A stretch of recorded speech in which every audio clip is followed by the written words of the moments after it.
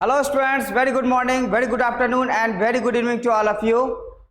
हम लोग class 11th का चैप्टर नंबर 2 पढ़ रहे हैं। हम लोग अभी पिछले लेक्चर में आपको चैप्टर नंबर 2 में बताया था। मैंने आपको एटॉमिक नंबर क्या होता है, मास नंबर क्या होता है, इन सब के बारे में बताया था।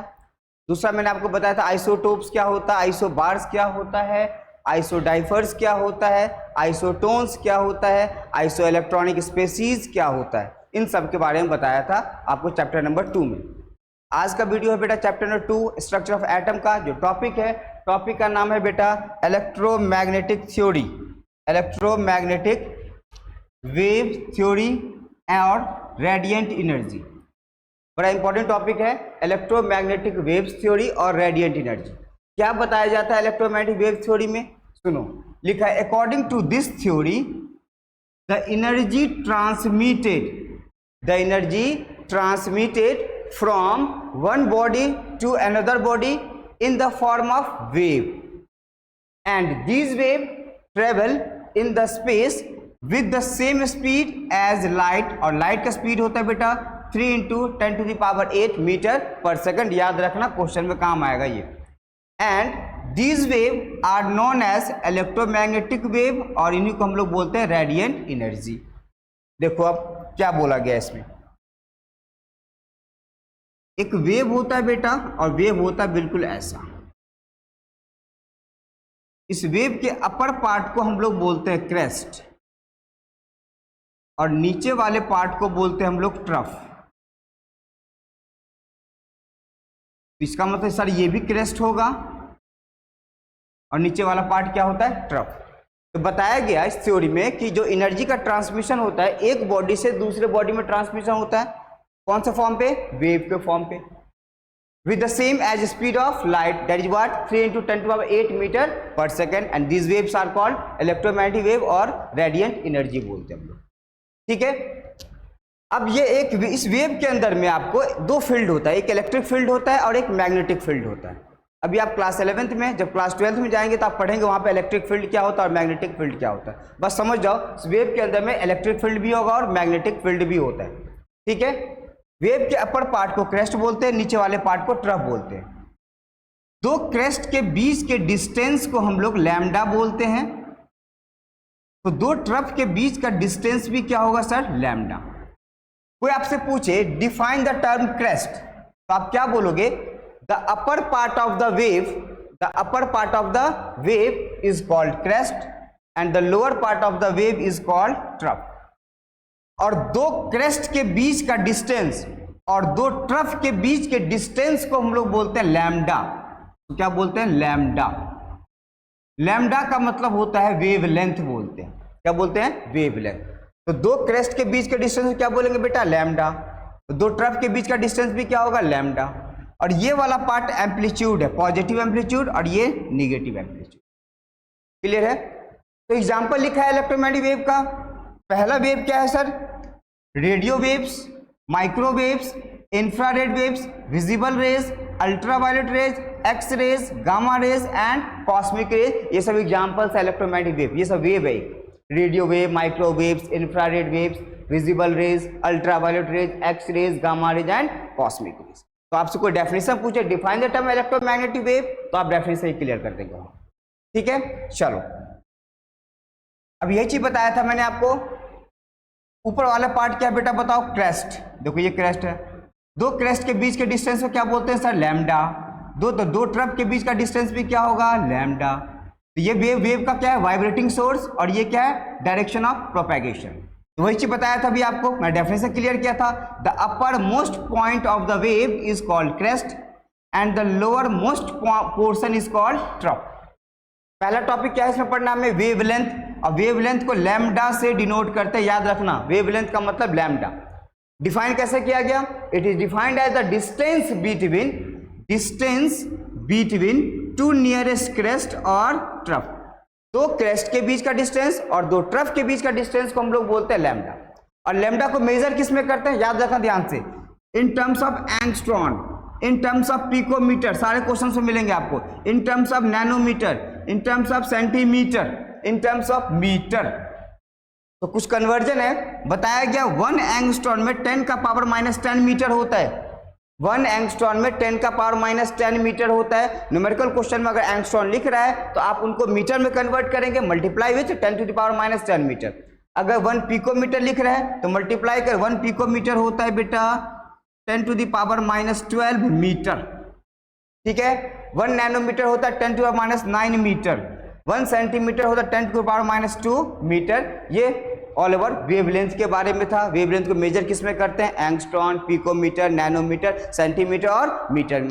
1 एंगस्ट्रॉन सर 10 का पावर -10 मीटर, 1 पिकोमीटर सर 10 का पावर -12 मीटर, 1 नैनोमीटर सर 10 का पावर -9 मीटर, 1 सेंटीमीटर हो तो 10 का पावर -2 मीटर। और वेवलेंथ है, और वेवलेंथ को लैम्डा से दिखाते हैं।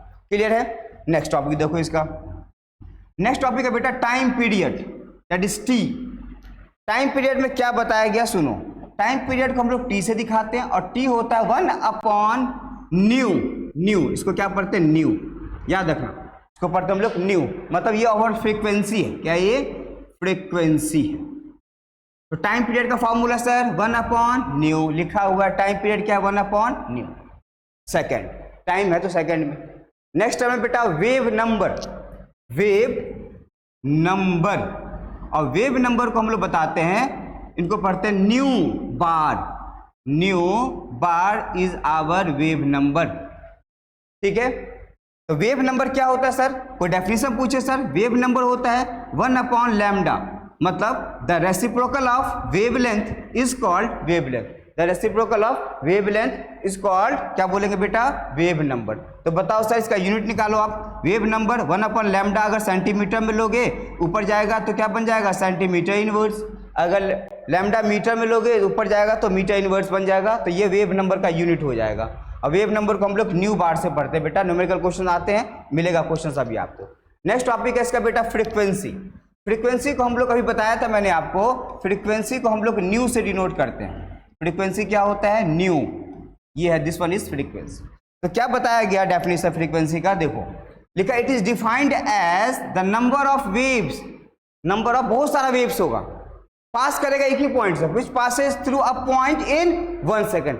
1 सेकेंड में बहुत सारा लाइंस एक साथ पास हो जाए, दैट इज कॉल्ड फ्रीक्वेंसी। और फ्रीक्वेंसी को मेजर किया जाता है हर्ज में, सेकेंड इनवर्स में और साइकिल पर सेकेंड में। तो याद रखना, अगर क्वेश्चन फ्रीक्वेंसी का हर्ज में दिया है तो 1 हर्ज होता है 1 सेकेंड इनवर्स। 1 हर्ज कितना होता है बेटा बताओ? 1 सेकेंड इनवर्स, ठीक है।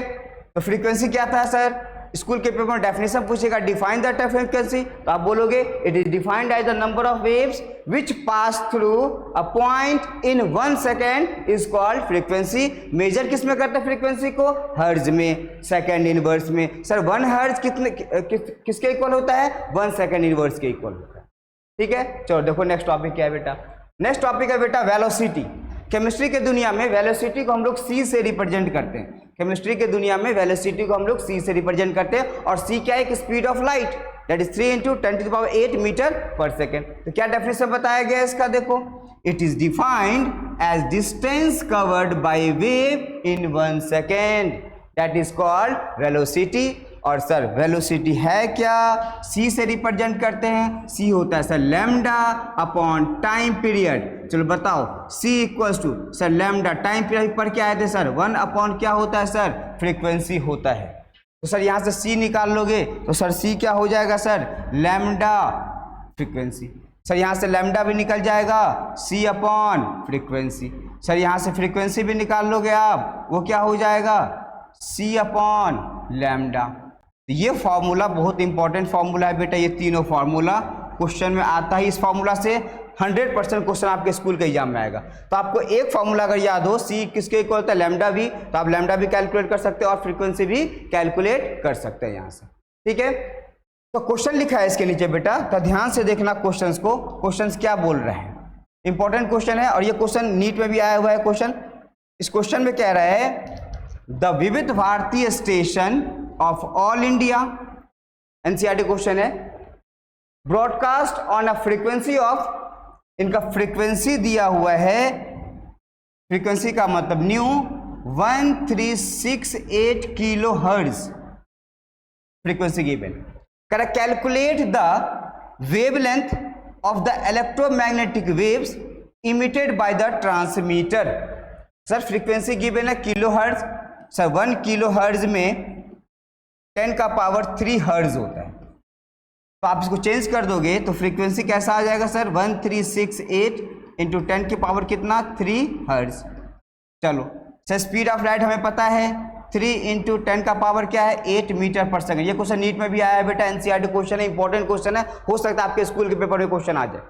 तो सर हमें सी पता है, फ्रीक्वेंसी पता है, तो सर हमें क्या निकाल लेंगे लैम्डा। सर लैम्डा का फॉर्मूला भी बताया था आपने, सी अपॉन फ्रीक्वेंसी। सी गिवन है 3 इंटू 10 का पावर 8 मीटर पर सेकंड, यूनिट मत छोड़ना बेटा। फ्रीक्वेंसी कितना गिवन है सर 1368 किलो हर्ज था, हर्ज में मल्टीप्लाई कर दिया, इतना हर्ज बन गया। सॉल्व करोगे इनको, इनका फर्दर आंसर आ जाएगा 219.3 मीटर, ये आ जाएगा। इस क्वेश्चन का ये सॉल्यूशन है, इंपॉर्टेंट क्वेश्चन है। विविध भारतीय स्टेशन याद रखना, विविध भारतीय स्टेशन वाला क्वेश्चन बहुत ज़्यादा इंपॉर्टेंट है, स्कूल के पेपर में 99% चांस है आने का इस क्वेश्चन का। ठीक है, इसमें हमें सी पता था, भी पता था, किलो हर्ज में था, हर्ज में चेंज कर दिया, हर्ज में चेंज करने के लिए 10 का पावर 3 हर्ज से मल्टीप्लाई कर दिया, तो 1 किलो हर्ज में कितना हर्ज 10 का पावर 3 हर्ज। चलो नेक्स्ट क्वेश्चन देखते हैं इसके ऊपर। नेक्स्ट क्वेश्चन है, नेक्स्ट टॉपिक देखो बेटा, नेक्स्ट टॉपिक क्या है। नेक्स्ट टॉपिक है बेटा प्लांक्स क्वांटम थ्योरी, बड़ा important topic, Planck's quantum theory. बताया जाता है इस थ्योरी में द रेडिएंट एनर्जी, जो भी एनर्जी पढ़ के आए थे इलेक्ट्रोमैग्नेटिक वेव, इमिटेड और एब्जॉर्ब, जितना एनर्जी हम लोग निकालते हैं और एब्जॉर्ब करते हैं, कैसे by body, not continuously but discontinuously, मतलब ब्रेकिंग आएगा। जैसे सुनो, नल है, नल के पानी, नल अब टैप को अगर धीरे से खोल दोगे तो पानी धीरे धीरे निकलेगा, अगर उसको और थोड़ा कम कर दो तो पानी और धीरे धीरे निकलेगा। मतलब कोई भी वेव कंटिन्यूअस नहीं होगा, कैसा होगा डिसकंटिन्यूअस होगा। In the form of small discrete packet of energy and these packet of are called quantum. Quantum का मतलब जनरली बोला जाता है, पैकेट ऑफ एनर्जी को हम लोग क्वांटम बोलते, जनरली बोल रहा हूं मैं। लेकिन लाइट के केस में जो सेकंड पॉइंट बोल रहा है, in case of light the smallest packet of energy is called photon. ये इंपॉर्टेंट चीज है, लाइट के केस में स्मॉलेस्ट पैकेट ऑफ एनर्जी को क्या बोलते हैं हम लोग फोटोन। अब फोटोन एक एनर्जी है यार, ठीक है, बट इन जनरल केस वही चीज, the smallest packet of energy are called quantum. Generally बोला जाता है स्मॉलेस्ट पैकेट को क्वांटम, लेकिन लाइट के केस में आप बताओगे क्या फोटोन होगा। कंडीशन नंबर थर्ड क्या बोल रहा है, इंपॉर्टेंट है यार। कंडीशन नंबर थर्ड देखो, the energy of each quantum, energy of each quantum is directly proportional to frequency. Energy क्या होता है डायरेक्टली किसके, फ्रीक्वेंसी। फ्रीक्वेंसी बढ़ाओगे एनर्जी बढ़ेगा, एनर्जी बढ़ाओगे फ्रीक्वेंसी भी क्या होगा इंक्रीज कर जाएगा। जब इनको रिमूव करोगे तो कांस्टेंट आएगा, that is E equals to H nu, और ये एच है बेटा प्लैंक्स कांस्टेंट, प्लैंक्स कांस्टेंट। इनका वैल्यू याद रखना, न्यूमेरिकल क्वेश्चन में काम आएगा। इनका वैल्यू होता है 6.626 इंटू 10 का पावर -34 जूल सेकेंड, और ये वैल्यू होता है प्लांक्स का, प्लांक्स कौन से एच का वैल्यू है। ये फॉर्मूला याद होगा सर, ई इक्वल्स टू क्या होगा एच न्यू। चलो आप बताओ sir, E equals to H nu है, अभी पढ़ के आए थे सर, न्यू क्या होता है सी अपॉन लैम्डा, तो फाइनल फॉर्मूला क्या निकल गया एस सी अपॉन लैम्डा। अगर स्पीड ऑफ लाइट के केस में क्वेश्चन पूछ रहा है आपको एनर्जी निकालने के लिए, तो आप ये वाला फॉर्मूला यूज करेंगे। अगर डायरेक्ट फ्रीक्वेंसी के फॉर्म पे है तो आप ये वाला फॉर्मूला यूज करेंगे एनर्जी का। नंबर ऑफ फोटोन्स के रेस्पेक्ट में पूछा जाए तो E इक्वल्स टू होता है बेटा NHV, in number of photons जितना भी रिलीज हो, 1 जूल 2 जूल 3 जो भी दिया हो आपको, तो E इक्वल्स टू क्या हो जाएगा NHV। मतलब ये इंटीग्रल मल्टीपल में आएगा, अभी नेक्स्ट पॉइंट मिलेगा आपको, देखना इस चीज को। लिखा है यहाँ पे total amount of energy transmitted from one body to another body will be same, will be some integral multiple of energy of a quantum. जो अभी लिखा था मैंने, क्या एनर्जी लिखा था ना NHV है ये फ्रीक्वेंसी, और n क्या है यहाँ पे, it is an integer, it is an integer, कोई नंबर हो सकता है ये, और जो इंटीजर, और n को हम लोग जब मैं क्वांटम नंबर पढ़ाऊंगा तो वहां पे n बन जाता है प्रिंसिपल क्वांटम नंबर, जब बोर्ड थ्योरी पढ़ाऊंगा वहां पे n बन जाता है ऑड बिट, लेकिन अभी यहाँ पे n क्या है इंटीजर है। क्लियर हो गया प्लांक्स क्वांटम थ्योरी। कोई भी वेव होगा कंटिन्यूअस नहीं होगा, डिसकंटिन्यूटी भी आएगा, ठीक है। स्मॉल पैकेट ऑफ एनर्जी को लाइट के केस में हम लोग क्या बोलते हैं बेटा, फोटोन, लेकिन जनरली क्या बोला जाता है, क्वांटम बोला जाता है, ठीक है। चलो न्यूमेरिकल क्वेश्चंस करते हैं इस पे, लास्ट क्वेश्चन इसका न्यूमेरिकल, ठीक है। नेक्स्ट क्लास में हम लोग पढ़ेंगे बेटा बोर्स एटॉमिक मॉडल, बहुत इंपॉर्टेंट टॉपिक है। क्वेश्चन में लिखा है calculate the energy of photon of sodium light of wavelength. आपको क्वेश्चन में वेवलेंथ गिवन है, वेवलेंथ का मतलब sir lambda is given what 5.862 into 10 का पावर माइनस 16 मीटर, और सर पता है सी स्पीड ऑफ लाइट होता है 3 इंटू 10 का पावर 8 मीटर पर सेकेंड। हमें एनर्जी निकालने के लिए बोला सर। अब क्वेश्चन का तरफ ध्यान दो, calculate the energy of photon, photon का एनर्जी निकालना हमें। तो एनर्जी क्या होता है सभी पता है, एन एच वी, एन का वैल्यू क्या होगा 1 इंटीजर एच 6.626 इंटू 10 का पावर माइनस 34, ठीक है। वी है, अब वी को हम लोग सी अपॉन लैम्डा तो लिख सकते हैं, लिख सकते हैं बिल्कुल। एक मिनट रुक जाओ,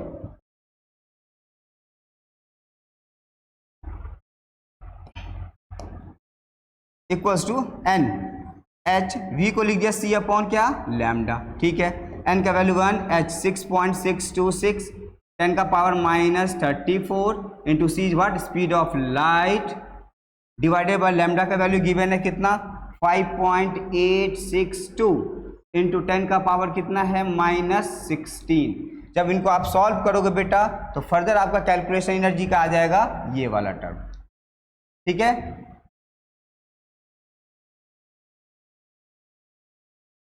नेक्स्ट क्वेश्चन है बेटा calculate the frequency and energy of a photon of wavelength 4000 angstrom. Question में क्या करा है, कैलकुलेट द फ्रीक्वेंसी, फ्रीक्वेंसी का मतलब न्यू निकालो, दूसरा कह रहा है एनर्जी निकालो, ये निकालना है, फ्रीक्वेंसी निकालना है। Of a photon of wavelength sir lambda given है 4000 एंगस्ट्रॉन, तो मीटर में कन्वर्ट करोगे 10 का पावर माइनस 10 मीटर। तो फ्रीक्वेंसी क्या होता है सब बताओ, v किसके equal C upon lambda, c क्या होता है स्पीड ऑफ लाइट, लैम्डा आपको गिवन है 4000 इंटू 10 का पावर माइनस 10 मीटर। जब इनका फर्दर आप कैलकुलेशन करोगे तो जो वैल्यू आएगा किसका फ्रीक्वेंसी का वो आ जाएगा कितना 0.75 इंटू 10 का पावर 15 सेकेंड इनवर्स, ये वैल्यू आ जाएगा। आप इसको फर्दर सॉल्व कर सकते हैं, 10 का पावर माइनस 10 है उसको ऊपर ले जाओ 10 का पावर 10 हो जाएगा, इसको लिख सकते हो 4 इंटू 10 का पावर 3, ये भी ऊपर चला जाएगा तो -3 और सिंपल कैलकुलेशन आप कर सकते हैं इस कैलकुलेशन को, ठीक है। दूसरे पार्ट में क्या पूछा था हमें, इसका फ्रीक्वेंसी और दूसरा एनर्जी। सर एनर्जी का फॉर्मूला भी आपने बताया सर एच न्यू होता है, सर एच तो प्लैंक्स कांस्टेंट है 6.626 इंटू 10 का पावर कितना -34। सर फ्रीक्वेंसी निकल चुका है ये वाला 0.75 इंटू 10 का पावर 15। जब आप इनको सॉल्व करोगे तो इनका आंसर आ जाएगा, देखो आंसर क्या आ जाएगा इसके नेक्स्ट पेज में, ठीक है। तो आप सॉल्व कर लेंगे, इसका आंसर आ जाएगा, कैलकुलेशन आपका हो जाएगा। नेक्स्ट क्लास में हम लोग पढ़ेंगे बेटा बोर्स एटॉमिक मॉडल, बहुत इंपॉर्टेंट मॉडल है, पूरा क्लास ही जाएगा बोर्स एटॉमिक मॉडल पे। रेडियस निकालेंगे, उनका वेलोसिटी निकालेंगे, एनर्जी निकालेंगे और कुछ क्वेश्चंस करेंगे। Thank you very much.